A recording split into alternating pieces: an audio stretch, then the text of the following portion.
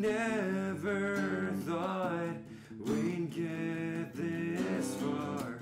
We only tore apart our hearts. I need you to see that I'm done fighting on my own. I need you to know that I'm done going this alone. Well, I know there's nothing left to be said, that I can't win this war inside of my head. Well, I need you to be there when I call, 'cause I know that I can't take the weight of this fall.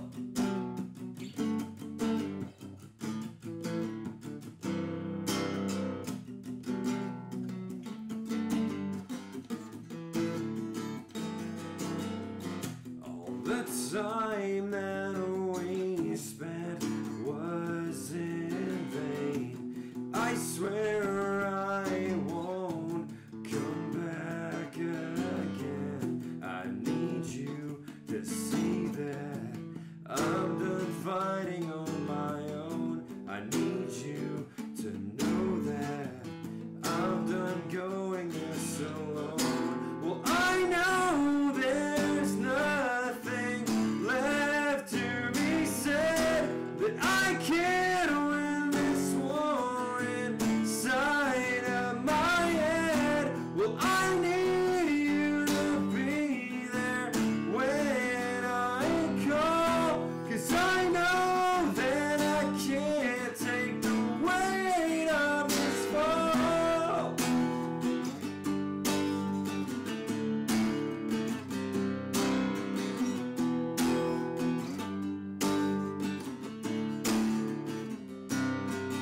I need you to see that I'm done fighting on my own. I need you to know that I'm done going this alone. Well, I know there's nothing left to be said, that I can't win this war inside of my head. Well, I need you to be there when I call, 'cause I know that I can't take the weight on this fall.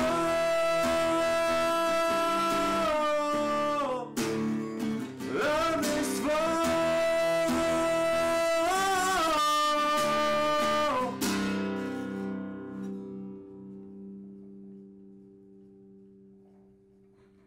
And scene.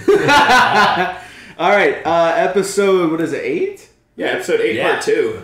Part dose. or episode 7, part 2. Well, yeah, but it's episode 8. Rise of the Walker. Yeah, Rise of whatever, the Walker, part 2. So, you know why I did that, right? The Star Wars thing. Yeah, no, I got Rise it. of Skull. I thought it was hilarious. I was And then like he watching literally- YouTube videos like, Frasier Walker, who the fuck? I thought it was funny. Yeah, I wasn't even thinking. I was just like, Frasier Walker. Yeah, that's right. Even though I have your name like right there. I have absolutely no ego in that. I'm like, whatever works. I do not care. I am so laid I back. guess my don't inside, care. my joke just went right over our head. Whatever works, dude. Yeah. I am so not. Like I said, I messaged you guys. I was like, just out of curiosity, why is my last name Walker on there? Is that like a joke? Is that like a like? It was protect supposed to identity? be a joke. Yeah. Yeah. Whatever works. It does not matter to me. All right, right on. Well, I'll get it right. I'll get it right this time for No sure. worries. What was your last name again? I'm just kidding. Yeah. I'm just kidding. Dude, I have no ego in any of that stuff. I'm like, whatever works. I don't care. I'm kind of tempted to just read it. Go ahead. Just read it. Because there was so much stuff. Like, that was the third time I wrote it. So, for the record, he's talking about a post I put on Facebook. That's the third time I wrote it, because whenever I would click on it, it would delete all the words, and it took out all the extra fun little details I wanted to put in there. It's a good story. Son of a bitch. So just read it the way it is. It's so much fun. All right, here we go. This happened to Frasier. When did this happen? Yesterday? This morning. This morning. Okay. This morning. It's Saturday, January 27th. Mm-hmm. So prior to our episode, this beautiful story happened. Gotta love it when I'm in the sauna, fully clothed, by myself, and some guy walks up, looks in, sees me, and then proceeds to freak out like I just spit on him and I won't even come and won't even come into the sauna. What were you planning on doing that you couldn't even handle this little old me in the sauna with you? And this thing fits at least 7 to 8 large dudes. And just one other human ruined your 20 minutes of sauna experience. What? No, wait, come back. I have serious questions. And those questions we will answer today. I don't think we'll answer them because I never found it. Oh. But we'll answer them together. So the sauna has a glass door, right? So it's framed, but the middle of the door completely is glass. Mm-hmm. And then to the right of the sauna, so if you're looking at the front of the sauna about to enter it, it has a temperature meter and a light. And I always keep the light off when I'm in there by myself because I'm always like, I keep the main reason is because my phone needs to stay cool. So I keep the brightness of my phone all the way down. And then I just I listen to music, I watch the news, whatever, just for 20 minutes. That's all I need to be in there for. And this guy walks up and I see him. So you just see him like mess with the temperature knob and then look through the glass and he like looks closer and sees me and looks right at me. And all of a sudden you see him just go and just walks off. And I was like, what did I do? And I'm fully clothed. Did he see you? Yeah. No, he looked right at me. Okay. I have shorts, a t-shirt on. Like he was mad that you were using the sauna even though it's meant for multiple people. Oh yeah, no, this sauna is like full size. Like you can easily fit 7 to 8 guys in there. There's a lower section and a higher section. But he like freaks out, looks at me, is like flips out and then walks away. I'm like, what were you planning on doing? That just me being in there ruined, made you mad. Probably gonna whack off. I don't know, but I'm like, what are you doing? Like, what makes you so angry that you look in the sauna and see one person in there, and I'm in the dark? There's only one justifiable answer for that, and that's I think like if you're in the middle of a masturbation session and then somebody comes in and just interrupts your session, maybe that's what it was. This is how part 2 is starting. Yeah. I'm just saying that frustration, it could be that. Like I get it. Like maybe he was that horny that you pissed him off and you didn't. Like, I get it. I love the sauna. It's like a relaxing place where I just put on my music or I put on my videos. That investigation needs to be had. But damn, dude. If you brought one of those lights in that sauna, how much do you think you would see? Like one of those blue lights? Blue lights, yeah. Don't even want to know. You're like sitting in a cesspool, just semen. No, we're not gonna have that Jackson Pollock painting happening right now. We're not gonna think about that. Like I was telling you before we started, it reminds me of that Friends episode. I don't know if you remember, it's old, but Matthew Perry is in a sauna. Oh yeah, he's naked, and you remember? Okay, yeah. And then somebody, his girlfriend's or his fiance's dad sits on his lap, or was it? No, it was Ross's dad, I think. I can't. It might have been, but it was a dad, and he sits on his lap, and they're naked, and it was just the most awkward thing. And no.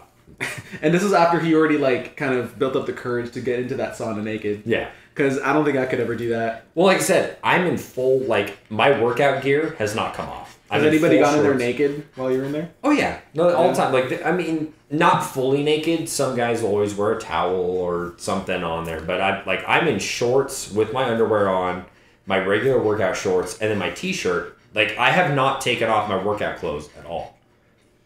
So you were fine, yeah. Yeah, so what this guy freaked out about, I don't know. But I'm telling you, I'm right. Like I said, I have a hashtag, this crap only happens to me. And I fully believe that. I think it might have happened on several occasions. This man was on a mission. He was on a mission. Oh, I'm getting a full call. The only thing I can come up with is maybe this person was just having a really horrible day so far and just had all these horrible things happen to him, and then just the straw that broke the camel's back, just this slight inconvenience, just was like, oh great. Right. The other thought. But even so, the other thought I thought of is like I said, I have the light off. So normally what happens is someone walks up the door and is like, okay, whoever's in there has priority. So that he went to go turn the light on and was like, nope, the lights off and there's somebody in there, so I can't turn the light on. At least it wasn't the opposite where you were there later and then you turn on the light and he's just like... But still at the same time, it's he's just whacking off in there and you're like, oh shit. Turning the light on is not that big of an inconvenience. If I'm in there by myself, just turn the light on. I don't care. But, whatever. Anyway, yeah. This was a music podcast. Yeah. It's loose. Well, you said loose format. Jordan did not want to speak a lot about politics, so this is another... We didn't talk about this. Oh, jeez. So I feel like comedic stories are really, really cool. Yeah. Especially when we're trying to lighten up the mood a little bit, with a nice masturbation story. Well, I have so many comedic music stories already just playing on stage that I'm like, did that really happen in front of me? And they're not grotesque. They're just like, really? Like, I can't even get out of the local circuit before this happens, but it happened. Are you sleeping already? What's going on? Oh, no, she's just snorting. Just relaxing and snorting here. So the song you performed for us at the beginning of the episode, is that on your record? That's on the Open Wounds album. That is the song. Is that the one I requested? For you to play, right? That was the first one. So the one we played last episode was... This one was called Weight of This Fall. That was the first song I ever wrote. I'm going to be completely transparent. My favorite song of all time is Tattooed on My Arm, like the sheet music is. Oh, yeah. I thought I saw that. Yeah, so not sure if everybody can see that. But so that's the sheet music to a song called Weight of the World by Saliva. And the chorus... I like your taste in music. Thank you. The chorus chords are just drop C sharp, and it's just 4, 7, 2 open. When I did the song, the version I was writing was in drop B, so it's a whole step below that. And I was like, these are my 4 favorite chords to put in a row. Every time I hear a song that I absolutely love the chord progression, love the vocal melody, love everything about it, it just so happens to be 4-7-2-0 in terms of, for those of you that play guitar will know what I'm talking about. It's you bar chord 4, 7, 2, and 0.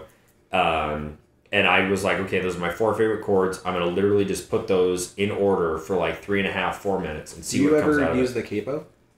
I do, but for cover songs and stuff like that. Most of my songs are in drop B, drop C, or drop A. Because I know it's like a lazier way to kind of... Yeah, change tunings. Yeah. I do it all the time, not even thinking about it. Right. So most of my songs are, for those of you that are at home that don't know, my voice is lower baritone and bass tone. So I do drop C, drop B, drop A for the most part. I don't go below drop A. My voice is higher, so I just go capo up. Right. Yeah. So and that's part of the fun of music is like, hey, what key are we in? And so I took those 4 chords and I played them in drop C, drop B, and drop A, and tried to figure out where I liked them the most, where they kind of where they fit emotionally. When I write a song, I will write the chords out 100% top to bottom, and then I will pick up 3 different guitars and play them in 3 different tunings and see which tuning I prefer them in the most. And if in this case it just wound up being drop B. So I took those my 4 favorite chords, put them in order, repeated them for 4 minutes, and just layered. Basically, just kept adding layers. I added a vocal layer, I added a bass layer, I added extra guitar parts here and there, I added a guitar solo. Is your next album gonna have more instruments in it, or is it just gonna be another acoustic album? No, the next album is gonna be a full album with electric guitars, full drums, full bass, guitar solos, the whole 9 yards. So whatever you heard on Open Wounds EP is going to be fully electric with extra layers. Okay, yeah. I keep calling it an album. I know it's an EP. No, you're good. So the whole point of the EP, with an exception of Snowfall and Was It Hard, the Open Wounds EP, was I'm going to take the songs that I already have and take them from electric to acoustic. That's all I did. Oh, okay. So if you listen to Weight of This Fall, which is the song I played... But there will be new songs, too. Yes, there will be. So there'll be 6 new songs. Okay. Well, at least 6 new songs. And the 6 songs from the Open Wounds EP. Oh. So 12. 12 songs. At least. And then I want to add at least 1 or 2 more, so it might be 13 or 14. Mm-hmm. But like Waited This Fall is a good example. We wanted to do 15, and we only did 9. we wrote like 12, and then we were like, no, these 2 are right. It's like this is an electronic thing, and when we wrote a grunge song, like, and then that's not gonna work. Yeah, so maybe later. But so when I did Waited This Fall, and when you hear the recording of it, that's exactly what it's going to sound like, but full-blown electric. That's exciting. The solos are going to be all on... Screaming? Any screaming in there? Only because I can't scream. The answer is no. You can't scream? I cannot scream. Oh. You heard of the Zen of Screaming? Teaches you how to scream? Yeah, Melissa... can't think of her name. She's pretty good. But she's... The meow thing that she does is really sick. So she teaches everybody to scream. But yeah, so... Everybody check out the Zen of Screaming. That'll if you want to learn how to scream. The only exception is Snowfall. I totally rearranged it to sound very pretty, very acoustic. That is completely getting overhauled and going to sound completely different, complete tempo change, complete everything. Beyond that song, everything else is going to sound the exact same, just on electric guitar. I wonder how you would sound in an electronic album. That'd be fun. A little different. I haven't tried anything electronic, and I feel like electronic, especially vocals, are longer and slower and kind of more drawn out. So like Depeche Mode, 9 Inch Nails, it feels like it's more the vocal styles a little bit more. We have a variety almost. Yeah, we have a variety on ours. Depeche Mode is definitely something we've been compared to for a couple songs, but we have very dancey things where it's the song is carried out by my vocals, so that's how it like it's a very simple beat, very simple rhythm, right? And it goes on and on. There's simple changes, but the vocal melody is what really carries the song, right? For one song, right? And then there's other ones that are like British techno, you know, like with quick rapping and stuff, and then some singing parts. But I think what I love about what we're doing is that we can bring in people from the outside and then just like put them in there, because there's like eight or so people that were involved. I love compilation records, which is why I'm asking if you'll ever do a compilation record like that in the future, because it's so cool. As of right now, no, because I'm so selfish about music. I talked about this last. But you're down to join something else if it's somebody else's. Yeah, I'm a lot. I will totally be down to join and help out and listen and like edit things and like. What about vocals? Like yeah, absolutely. But like, hey, what do you think about trying this or trying this style or moving things around? But when it comes to my own music, I'm very much like, this is, at least for now, with the 13 or 14 songs I have, I'm like, this is how I want them to sound. This is how they will sound. And then after that, we'll start seeing how it goes from there. So yeah, I'm pretty much the opposite. I feel like constrained because if I pick up the guitar, it'll just sound straight like emo or sad and stuff. And I'm like, okay, well, I want to write something different. I have to bring somebody else in, otherwise I'm just going to keep writing the same style songs. Right. And it just gets annoying. Like, I want to write something different. Right. You know? So that's why I've never held myself to a style. Like you said in the last episode, a lot of my music, and I wanted to elaborate on that, is a lot of my music sounds like the early 2000s, late 90s type music, always has. But I've never... so 2 of the newer songs, which are called Resting in Peace, which I wrote with my friend Max, who literally the whole song was written by him handing me a sheet of lyrics and him going, hey, write a song around this. You talked about this on the first episode. I did. And then another song I called Life's Not Fair. Mm-hmm. Life's Not Fair, which I straight up wrote to be like a pop punk song, because I wrote it off of an older band called Edgewater was the style I was going for. And I was like, nope, I'm writing a song like this. I'm not constrained by any kind of genre or style.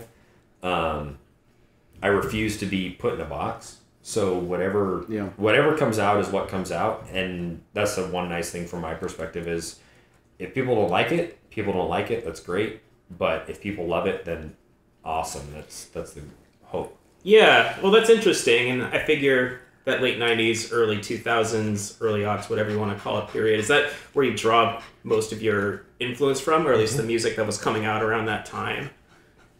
Right. Yeah. Absolutely. And then, like I said, there's no goal to sound like that, but it just so happens that it does come out like that. Yeah, right. And then there's other songs that I write that I'm like, no, I really like the sound of this. I don't give a shit what everybody thinks.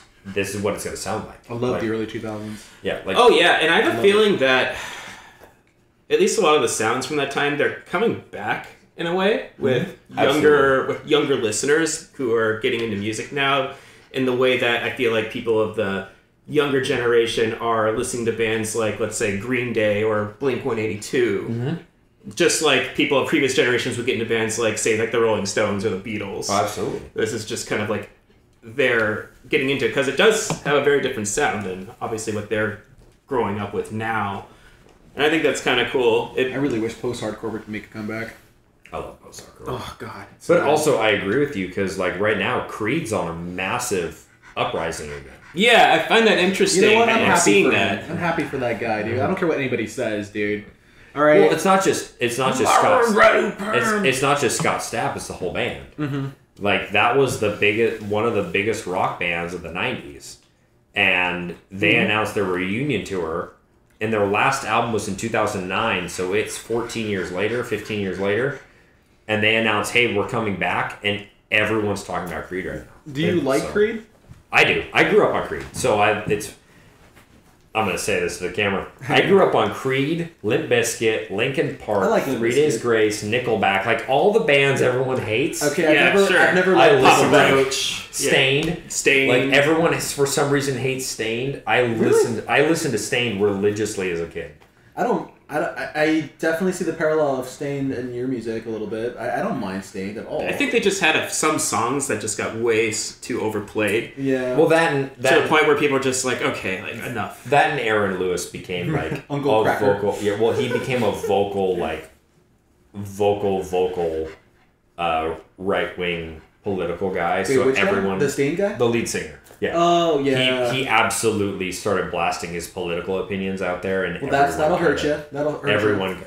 That's my number one thing. Is I post the thing about Alice Cooper. Is like, you as a musician, your job is to not blast your political opinion. I don't care what it is. I don't care what side it is. Well, if you're asked your opinion, cool. But if you just opinion it randomly, even at that, if people ask my opinion, I'm like, nope, we're not talking about this.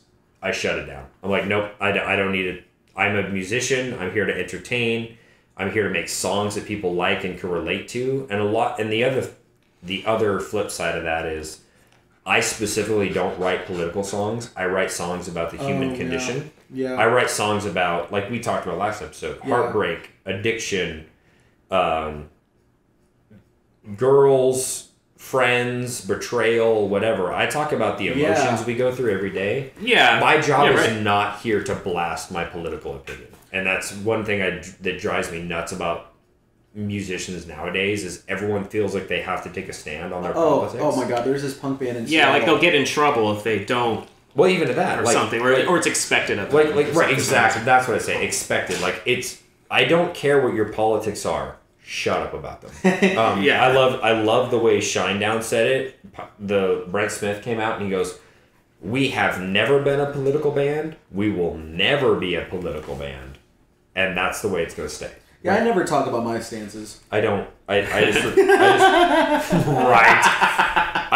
just refuse to do it. I have no interest in doing that. I want to talk about what it's like to be human, the emotions we all go through, the pain and the struggle we all go through. I have no desire to deal with that. There's things like okay, so like when bands go, oh, we're a Christian band, or we're this or that.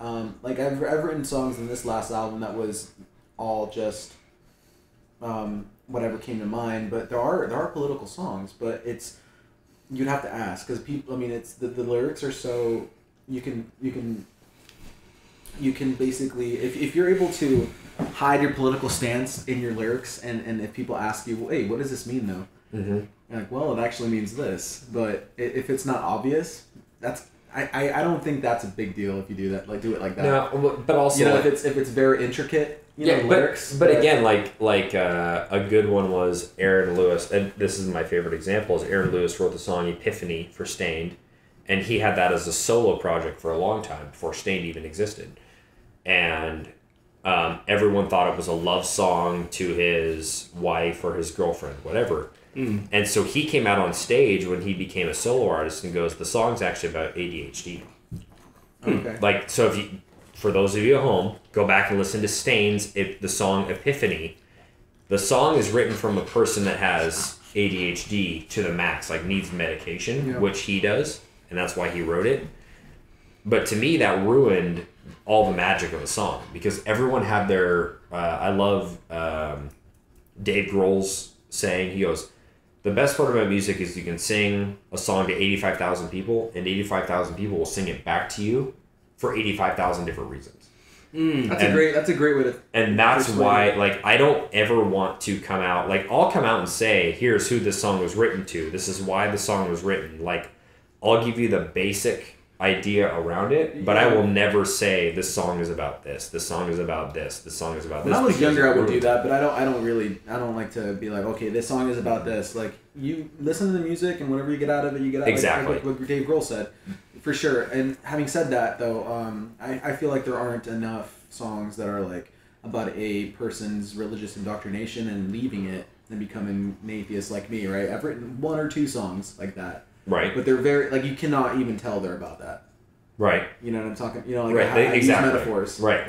Like, well, and then you look at, I don't know if you listen to a band called Bad Omens. They use a lot of religious imagery in their songs.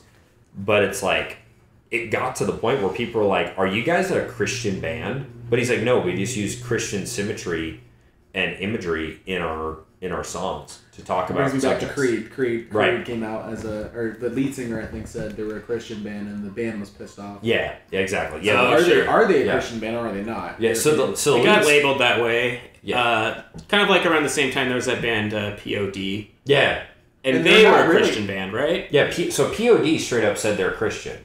Yeah, but they're not a Christian band. Their lyrics are really cool, actually. Yeah, I like POD. So POD's straight up Christian though, like 100%. Okay. But the problem, like you said, exactly what you said. Scott Stapp said, no, we're a Christian band. I'm a Christian. I write my lyrics from a Christian point of view. And the rest of the band went, we don't want that label. It's not that we're not Christians or that we don't believe that. I hurt them a little bit. It did. And it put them in a box is the problem. And that's what my point is about labeling your band a certain religious affiliation or whatever, because or anything political doesn't matter because political too. It's hard to avoid that nowadays. Though. Look at where Rage Against the Machine is right now. They back themselves, especially my least favorite human on the planet, Tom Morello, backed himself into a corner. Oh, really? Why? I want to know more. So that. He did a ad for 99.9, and he straight up, right. Well, he straight up said, he goes, my job is to be the mouthpiece for revolution and to propagate. Basically, he said, my job is to start a revolution. And I'm like, okay. So you're going to get rich playing guitar. He's not that good. And well, I mean, I love his artistry. I thought he was just there to make cool sounds. Right. With his guitar and play it like a turntable. Well, not only that, but then the whole thing with, I'm not sure if you guys heard this, but there was a Seattle, I think it was a vegan restaurant, and somebody please correct me where I'm wrong, I can look up the story. But Tom Morello and his posse, not even Rage Against the Machine, showed up to this vegan restaurant in Seattle, and the bouncer, door guy, was like, hey, we don't have room, sorry, we can't let you in, whatever. And the guy and Tom Morello goes, well, I'm sure your owner's a fan of Rage Against the Machine, and the bouncer goes, I'm sure he is, but we don't have room. Tom Morello ran his mouth on social media and said, this guy's against unionization and against the $15 an hour minimum wage. It sounds like a leftist to me. Well, and it goes against your 15-hour minimum wage, da-da-da-da-da.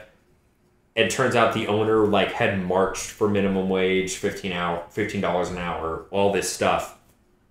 And Tom Morello, instead of apologizing, goes, well, I guess we'll just make a reservation next time. I bet you the biggest reason why they broke up is because of Tom Morello. I don't think that. My opinion, pardon me. My opinion is that Zach De La Rocha wanted to keep the band small. And when the band got big, he was like, same with Savage Garden. Same thing happened. The guitarist and the main instrumentalist for Savage Garden, when the band blew up, he was like, okay, I'll do a few tours, but then I want to be done. And that because he didn't ever want the band to be big. And when the band blew up, he's like, all right. That's so dumb. He's like, all right, I'm out. I just wanted to be an instrumentalist in the background. The whole anti-sellout thing is really dumb. Okay, so going back to spewing your beliefs. There's a band I wanted to tell you about that I'm not gonna name them, but they go to Seattle. They play their shows. They're really big in Seattle, and there's a good punk scene in Seattle, no doubt. Oh yeah. But they announced on the stage. I saw this video. The guy was like, "We are an anti-racist band." Do you really need to announce that? So is everybody. Do you have to announce that? Like, is that important enough? That shouldn't it be obvious in your lyric? I would assume like most bands are. Right? It's like, woo!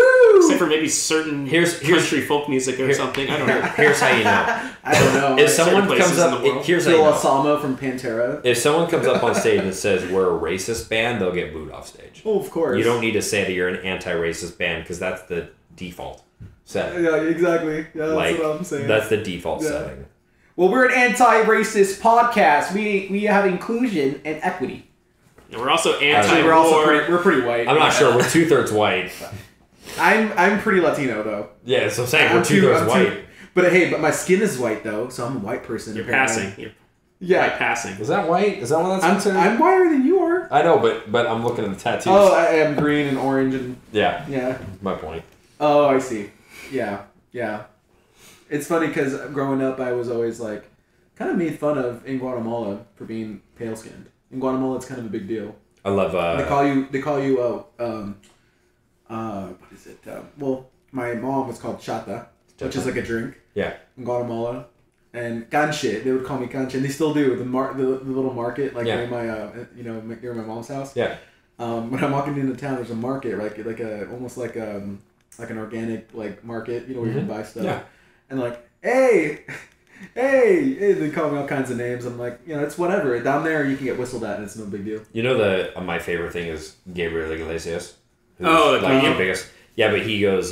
He was talking about his girlfriend meeting his mom for the first time, and he straight up says, he goes, "My girlfriend's Latino, but she is lighter skinned than most Latina. Sorry, Latina, but most Latinx. Yeah, I'm just kidding. We do not use that down that rabbit hole. We do not say that. But she goes, he goes, she's Latina, but when you look at her, she's very, very light skinned. And when his mom came out of the house, she was cussing at him in Spanish because she wasn't dark enough to be Latin. And then the girlfriend piped up and started he goes, "Hola, señora, ¿cómo estás?" Started just talking back to her in Spanish, and the mom was like, "Oh my gosh, I am so sorry." And he goes, "Yeah, mom, they make them in that color too." Just because you're lighter skinned does not mean you're not Latin. Yeah, my whole family on my mom's side are all really dark, and it's just my mom and me. Yeah. It's really strange. But according to the story, my grandfather on my mom's side was very pale and even blonde. Oh, really? Yeah. So I never met the guy, but I was in the middle of town. Yeah, blue eyes. Well, that's the funny thing. My dad's side of the family is straight up from Florida and Georgia, and so this is where I get mad at the Washington Redskins thing. So my great grandfather was 100% Irish. My great grandmother was 100% Seminole Native American from Florida. You look at all my aunts and uncles. So my grandfather's one of 7. You look at all the brothers and sisters. Guess what color of skin they are? Red. They are all deep. I never even noticed that. They are all when they tan. The red skin thing is strange. When they tan, they don't tan you get darker. They tan red. There's a picture of... I thought that was a white person thing, not a Native American thing. Native American. That's where the term redskins came from. I know, and that never made sense to me because when I hang out with my Native American friends in Marysville or Tillip, they're darker. Latinos. Yeah, they're darker. So but you look at them tribe? In the sun. Yeah, so it depends on the tribe. But if you look at them in my grandfather has a photo of him. I don't feel comfortable with this conversation. I'm just kidding. Him, my Uncle Paul, my Uncle Dave, my Uncle JD, and they're all there, and my Aunt Lillian, I can't remember the other 2, but they're all lined up in a photo, and they are that color red right there, that British color flag red. Wow. It is, I don't know, so then when, the Washington Redskins got banned, I was like, what just happened? But oh man, anyway, this reminds me of. We got to get back into music because we were like just off the rabbit hole. No, it's related because we're talking about how we shouldn't like calling out on your own stage and say we're an anti-racist band. It's just ridiculous, and it relates to what we're talking about. Right. It's great to be anti-prejudice and stuff like that. Right. But it should just be a default setting, like you said. It shouldn't have to be announced like it's obvious that we're not going to be. Usually, we're not going to be racist. I mean, it's we're supposed to be more advanced by now. We're supposed to have fucking flying cars. And we're worried about bathrooms and shit like that. It gets a little ridiculous. Hashtag the Jetsons. I don't care about using a unisex bathroom or anything like that or whatever. In Seattle, when I go to shows, I notice a lot of I went to a show where the men's bathroom was filled with women, right? Because it was all about inclusivity. But when I look at the females' the women's bathroom, I was like, there's just a huge line of women, and it's obviously just women in there, right? Right. Or women identifying people. And if I were to walk in there, I wonder what would have happened. You do, boo boo. That's all I gotta say. But they get to use the men's bathroom, and it was just this big thing. It was just it's funny, like the dichotomy there, the problem. Yeah. It's still there, regardless of how many unisex bathrooms you got or whatever. Right. I got a rule. You do you, boo-boo. Just leave me out of it. Yeah. I mean, I don't mind taking a shit or pissing in front of a woman. I don't care in the same bathroom, but still, it's just like a, whatever. Right. But the music scene, though, it seems to have a tribal culture. And we talk about this a lot on the podcast, that tribalism is a big problem. And as soon as you have a difference of opinion, because regardless of how much you keep the shit on the down low, you'll get exposed eventually. Like if you say one thing off of... Right. So in your music, you try to tend to stay on the topic of addiction and all these things, personal issues. But don't you ever want to talk about things that have any... I have no reason to talk about politics. I don't even watch the news. Well, not necessarily politics, but like things that have happened in real time, real life. No. Because I don't... Here's... This will tell you. I feel like you have a lot of great things to say, though. Well, but here's how fucked up I am. I have such a stack of personal experiences to pull from. Yeah. I don't need to pull from the political world or the outside world. I have so much shit that I can pull from in my own life. Mm-hmm. I don't need to pull from anybody else's. I don't need to pull from anything that involves anybody else's. I can seriously write... I mean, like I said with the Open Wounds podcast, I wrote 6 songs, 5 of which were about one person. One of those was written about an ex-girlfriend and my brother at the same time. That's just about one person. The new 6 or 7 songs that I plan on putting out and coming out with in the next year are about a whole different one person. Like I could do an entire discography on my life, and I haven't even touched on my childhood. I feel that it can get repetitive if you keep talking about the one person. No. So I don't. Not talking about your music, but my own, I guess. Yeah. I'm like, okay, I wrote these 2 songs where you can say they're. I mean, there's one song that's like kind of about my ex, but it's also about a friend. But for me... But the topic is there. It's so relatable. So, like, I'll give you a quick rundown. Winter This Fall was the first song I wrote about this person that I was like, what do I do now that I don't have you in my life? Like, I don't know what to do anymore because this was a pillar in my life. And now that pillar's completely gone. I have nothing to do with it. Snowfall, about the same person, was about the lament of that friendship's gone. Like, it's no longer like, hey, the pillar's gone. It's that emotional connection. You know, there's one guy that I'm really friends with. His name's Sean. He wrote a song called Snowing Down. Yeah. And it's about his ex-girlfriend. Yeah. I think it would be really amazing if you got in touch with him. Sean, if you're listening. This guy. Let me know. For real. So then... It's similar music styles. So then... Very cool. So then, like, the third song, Bullets and Ball Gags, which is the explicit song of the album that everybody loves for some reason... Actually, I know why everybody loves it. Because it's very explicit. It's so blatant. Like, the song is just straight up, F you, F your life, F everything about you, you screwed me over, I'm done. And I think a lot of people don't have a very to-the-point, blunt way of saying that. and people need people, and so I play it all the time, and people go, "You need to play that song more often," and I go, "But it's so just on the nose and aggressive and not musically. It's verbally on the nose, just kind of even to the point of being dorky, and it's." People go, "But no, I love that." And I go, "Why?" And they go, "Because that's everything I wanted to say to my ex, but I didn't give a chance to. Didn't get the outlet for it. Or I didn't have the balls to say it." Yeah, but we didn't get to hear her side of the story. Right, but that's why I wrote it, is because it's everything I wanted to say, and the first line of the song is, "I thought I couldn't hate you anymore, but you proved me wrong like every time before." So it's like, everybody has that feeling of somebody in their life that was so toxic that they're like, "I thought my threshold for disliking you had been hit, and then you took it one step further," and that's just the first line of the song. So I think a lot of people have that feeling of, no, I had this person in my life, whether it's a guy or a girl. I had the point that I thought they pushed me to the point that I was done, and I realized that I was wrong, and I think that's kind of what grabs people, is that idea of like, this song isn't... It's relatable. Right, the song is straight up relatable because every single line is about everything you wanted to say to that person but couldn't.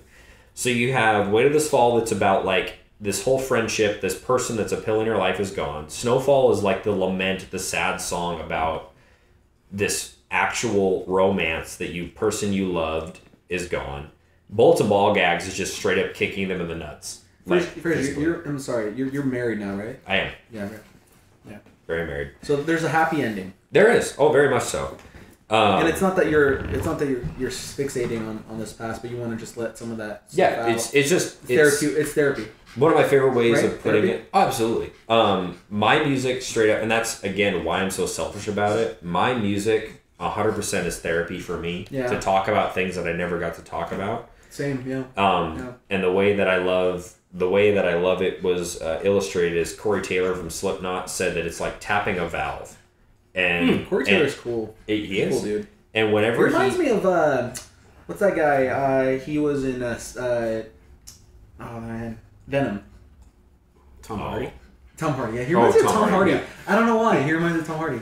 But it's that like similar dudes. Like whenever that valve starts going up and up and up and up and up and up, you finally like, as a musician, you finally crank that valve open and you let some of the pressure out, and it'll never go all the way down to zero. No.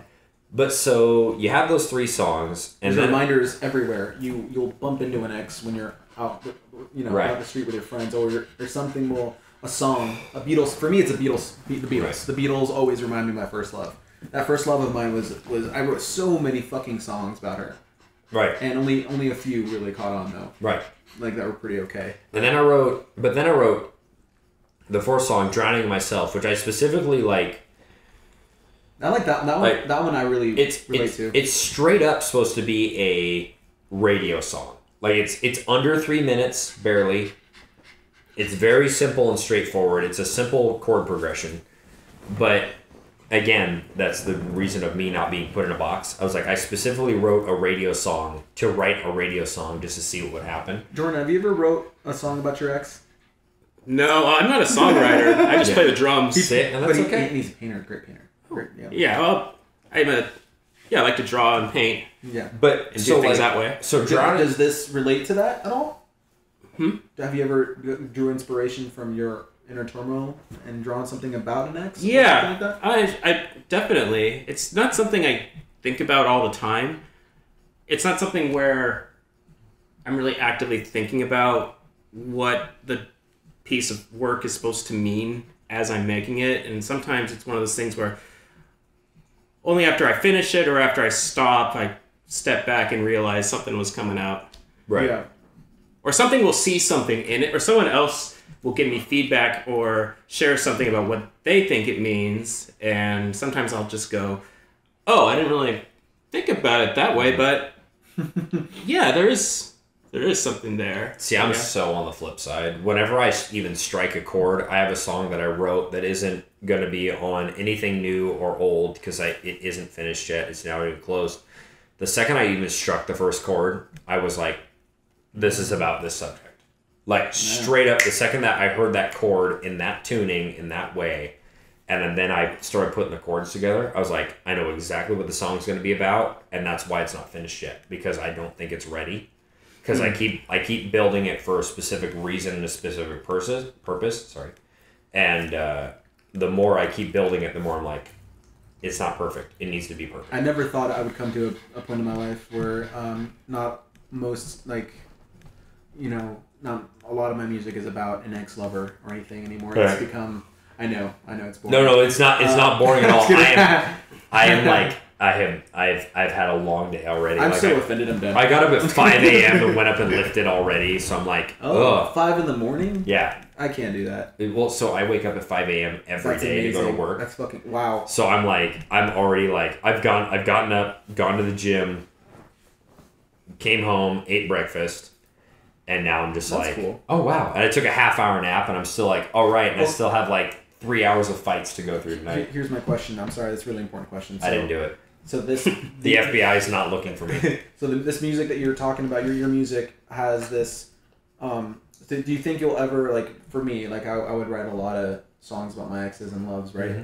What I was getting at was, I've come to a point where I never thought I would, which is I've gotten over some of it. Mm-hmm. And I'm writing about new stuff. But it's not as potent, right? So I'll write, like, less songs as I used to. Yeah. But, like, all this richness, right? All that turmoil. Do you think you'll ever get to a point where you're like, oh, I'm writing songs about this or that are not related to my exes or my loves? Oh, absolutely. Because, again... Are you getting there, do you think? Oh, yeah. Because, again, what happens is you mature and get older. I think in our teens and 20s, we're angry and we're full of, especially... I'm gonna say hormones. this. As guys, we're full of testosterone and anger and hormones and everything. So through my 20s, I was writing out of straight up anger. Yeah. Now I'm so much not. It's not out of anger. It's more out of, again, the word I use. Reflection. It's out of lament. It's out of... How did this change me as a person? Right. Like, it's no longer straight up raw energy. It's more out of, like you said, I think a good word is reflection of taking these experiences... And I can still write angry music about them. One of my favorite songs I ever wrote was called... oh, fuck me. I can't remember the name of the song that I wrote, but I know all the lyrics to it right now. But it was about a guy sitting next to me in a bar. And he got hammered drunk. I was stone sober. And he sat there and cussed me out for 5 minutes straight. And I just wrote a song about it. I was like... okay. Like, it was one of those things... It was one of those songs of like, you need to get your shit together. Yeah. And, you know, and I think as you get older, you start letting go of the visceral, testosterone-filled anger and aggression of your 20s, especially as a male. And I think you start looking back at all the experiences that made you... Or male identifying. Whatever. But you start looking at what made you today. You're good, brother. But you start looking at what made you today, and you start... You know, I'll still take, what song was it? Drowning Myself. Yeah. I was thinking that one was it wasn't about the person that I wrote the rest of the album about. It was about one specific instance with a specific different ex where this is literally all that sparked the song. She slapped me in the face because I was like, look, you need to get out of my car. And she goes, you need help, you need to go get therapy. Because of the way I broke up with her, that she was manipulative. Yeah. Been there. And we're not going to get into why. I'm not going to say that my ex is crazy, anything like that. But she slapped me in the face, full blown, and was like, you need to go get help, you need to get therapy. And Drowning Myself was about that moment of me going, I might actually need to go talk to somebody and get my shit figured out, because... I'm not saying she's right, but I also don't think she's wrong, if that makes sense. Yeah. So it was that contemplation moment of, I need to get, am I doing something wrong? Am I doing something right? And it was literally a half a second split decision that created that entire song. I could listen to you talk all day. Thank you. Like, but so it's not like the songs, like you said, they're not always about visceral anger and reaction. Bullets and Ball Gags, which is the most violent, explicit song I've written, wasn't written out of visceral anger. It was me literally sitting down and I started writing lyrics, and I literally wrote the words, I thought I couldn't hate you anymore. But you surprised me. But you, right, and it was that like, but you proved me wrong. And it wasn't and when I wrote those words, it wasn't a, fuck you, I'm going to bury you, I hate your guts, I'm going to call you out. It was I am going to write a song about everything that drives you nuts. And I am going to carefully think about everything that drives me nuts about you. And I'm going to put it in a song, and I'm going to be... And it sounds counterintuitive to everybody that's listening right now. But I was carefully thinking about, I'm going to pick on everything that's your weakness. I'm going to poke a stick at every wound you've ever had. And I slowly just wrote out all the lyrics of, again, it wasn't visceral anger. It was like, no, I need to write these words that say how angry you made me and how hurt you put me in a position. And I'm going to carefully plot out all these lyrics line by line. I really feel like we're in some sort of NA meeting right now. Dude, that's how music works. That's what I've said. It's actually really soothing. For everyone at home. It's soothing. Every song I've ever written, and the way I put it is, every song I've ever written is therapy for me. That's why I'm so selfish about music. Yeah. I am specifically writing these songs for me to get these thoughts and these demons out of my head. They are not for anyone else. I don't care if you like them. I don't care if you dislike them. It just so happens that as I've gone on, people have liked this music and liked these lyrics. That's just been the luck of the draw. And more so, to be more general, this music is about the human condition. And all the things that we experience as humans, I just write them from my perspective. And I've gotten lucky in the fact that people like them. That's all that the music has ever been. There's never been like I said, I wrote a radio song to sound like a radio song because I wanted a radio song to match the lyrics that I was writing. I wanted to take these lyrics that were very generic and I wanted to put them to a very generic. Have you ever submitted your music to a station? Never. You should. You should probably, I got somebody you can talk to about that. I'm very bad at promoting myself. I personally like having people help you, maybe? No, so the opposite. Oh, okay. So I told you my comedian friend told me to start playing open mics. I started playing open mics. And then people literally started calling me to play shows. I did not do any work. I did not call up people. Oh, I remember those good old days. I didn't say... Now you call me to tell me not to play. Right. I didn't send emails. I didn't send out messages. I didn't nothing. People just started randomly calling me. Can you play this weekend? Can you play That's this the weekend? honeymoon phase, my friend. Can you play this weekend? That's the honeymoon phase. And I was like, that's awesome. So that's how I want to keep it, is like, look, if my music still inspires you and still makes you want to book me, awesome. Until that day, and if it gets to the point where it no longer does, I don't care anymore. I'm going to keep continuing making music till the day I die. But until then... Until the day I die. Don't start with Story of the Year. I love that band. I do too. Dude, really? Yeah. Oh my god, we have the same style. We have the same taste, right? I swear. But so I was very much... I would love to see you do a cover of that. I might try. Yeah. But I was very much like, I've always been very much, I'm going to make music, and if people like it, awesome. If they hate it, I don't care. Because I put out the words I wanted to put out. Can we put an exclamation mark on this one? I could throw one in. Yeah, okay. I can put one. Paste one up there. Make just the like music, like this is make the music you want to make, regardless of genre, lyrics, style, whatever. And if people love it, that's awesome. Then you've done whatever people want to hear. If they don't like it, you shouldn't give a shit. People are going to listen to what they want to listen to. People are going to love what they want to love. Put what you want as art out there. Is this your political campaign? Are you announcing your presidency? That's as far as political. I support this message. That's as far as my message goes, bro. Make the music and make the art that you want to make. Oh, that's great. And if it goes farther than that, then lucky for you. That is a perfect way to end this episode, I think. because I want to also end on another song of his, if that's okay with you, sir. That's fine. Please? Yeah. Do you want to do a louder song or a not so loud song? I was thinking maybe that song we were talking about. Snowfall? No, sure. Or Drowning Myself? No, you already did that one, remember? Nope. No, that was the first one I did was Dying on My Own. So there's two songs on the first album that start with D's. Dying on My Own and Drowning Myself.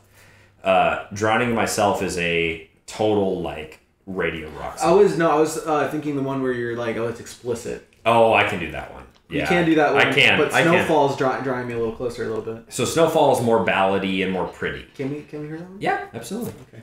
Absolutely. All right, let's do it. Well, thank you. Thank you for coming back, dude. Thanks again for coming back. That's our first two-parter. Right. Yeah, it was and it was delicious, honestly. And maybe we'll getting hungry now. We'll do a third part. Let me know. Let me know. You're welcome back anytime. Thank you. Appreciate it. All right, thank you. And here's Frasier again with Snowfall.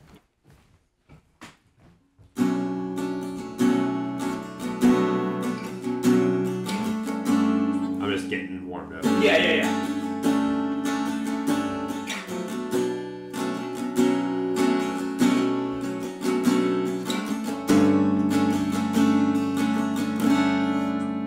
Okay.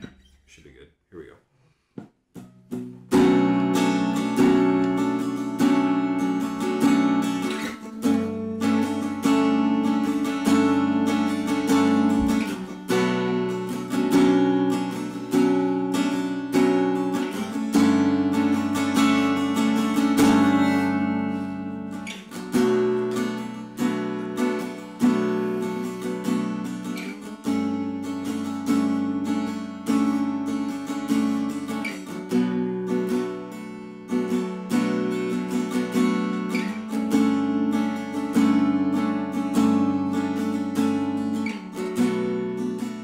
All the times we spent in vain.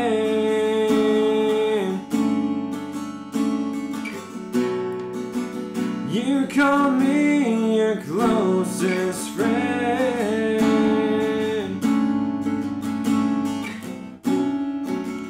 All the nights I spent with you.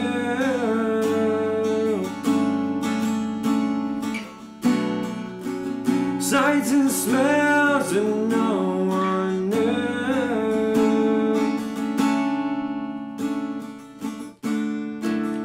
All the love we lost along the way. How we get so far astray.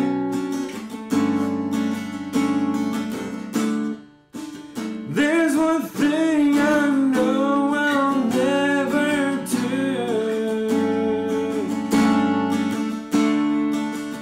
Forget memories of you.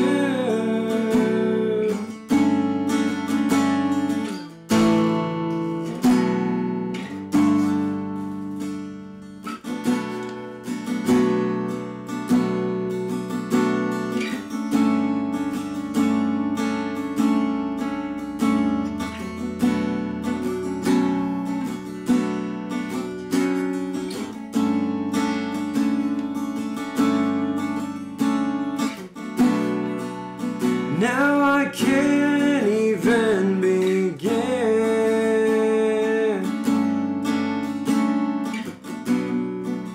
to find out where all this starts and where it ends. I'm holding on to hope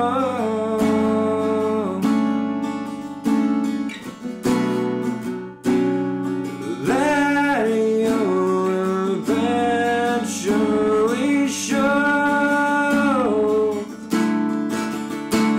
the love we lost along the way. How we get so far astray.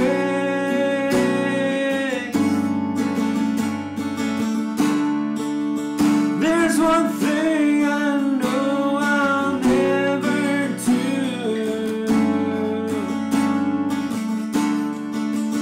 Forget me.